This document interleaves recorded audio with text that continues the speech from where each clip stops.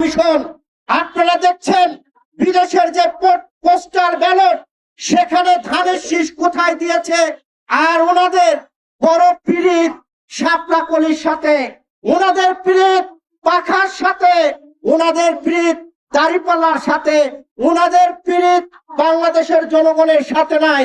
যেখানে বাংলাদেশের আপামর জনতা বৃহত্তর একটি জনগোষ্ঠী ধানের শীষের সমর্থিত মার্কা, সেই মার্কা নিয়ে নির্বাচন কমিশন যেই তালবাহন এবং যেই ষড়যন্ত্র করছে, এই ষড়যন্ত্র আমাদেরকে রুখে দিতে হবে। আমরা মনে করি অন্তর্বর্তী সরকারের মধ্যে ভূত আছে। যদি ভূত না থাকে তাহলে নির্বাচন কমিশন কি করে বাংলাদেশের বৃহত্তর জনগোষ্ঠীর সমর্থিত যেই প্রতীক ধানের শীষ, সেই ধানের শীষ ব্যালটকে খুঁজতে এত সময় লাগে? আমরা পরিষ্কার ভাষায় বলতে চাই, অন্তর্বর্তী সরকারের মধ্যে যদি ভূত থাকে সেই ভূত তাড়ানোর দায়িত্ব ডক্টর ইউনূস সাহেবের। নির্বাচন কমিশনে যদি ভূত থাকে সেই ভূত তাড়ানোর দায়িত্ব অন্তর্বর্তী সরকারের প্রধান ডক্টর ইউনূসকে।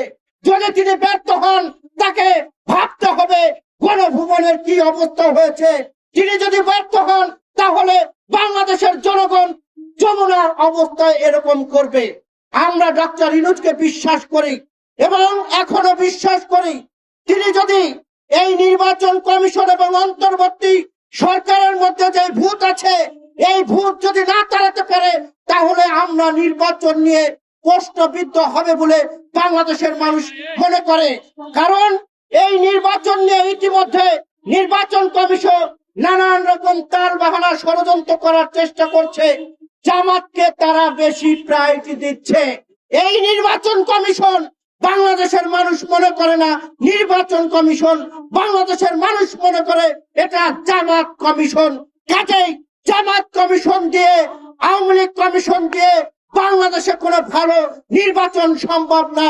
ভালো নির্বাচন করতে হলে আওয়ামী লীগের প্রেতাত্মা এবং জামাত কমিশনকে এই কমিশন থেকে বের করতে হবে।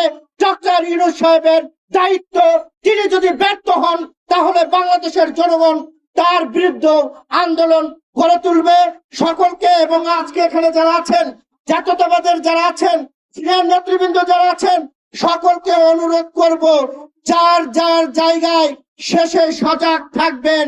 ওরা কিন্তু থেমে নেই ষড়যন্ত্র করার জন্য, ওরা উঠে পড়ে লেগেছে।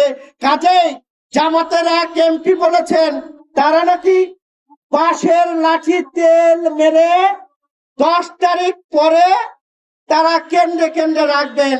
ভাই, আপনাদের কাছে প্রশ্ন, আওয়ামী লীগ নাই তাহলে বাঁশের লাঠি লাগবে কেন? জনগণ তো বলে নাই যে বাঁশের লাঠি নিয়ে আসতে হবে। জামাতের তাহের সাহেব বলেছেন, তিনি বলেছেন যে নির্বাচন কেন্দ্রে কোনো পুলিশ আর্মি লাগবে না। তাহলে তাহের সাহেব কি লাগবে? জামাতের ক্যাডার লাগবে। দিনের ভোট রাতে করার মতো জোর করে নিয়ে যাবেন। বাংলাদেশের মানুষ সেটা হতে দেবে না। বাংলাদেশের মানুষের ভোট অধিকারের সময় এসেছে, জীবন দিয়ে হলো তাদের ভোট প্রয়োগের সমাধান ইনশাল্লাহ আমরা তাদের সাথে নিয়ে করব। সকলকে ধন্যবাদ জানিয়ে আমি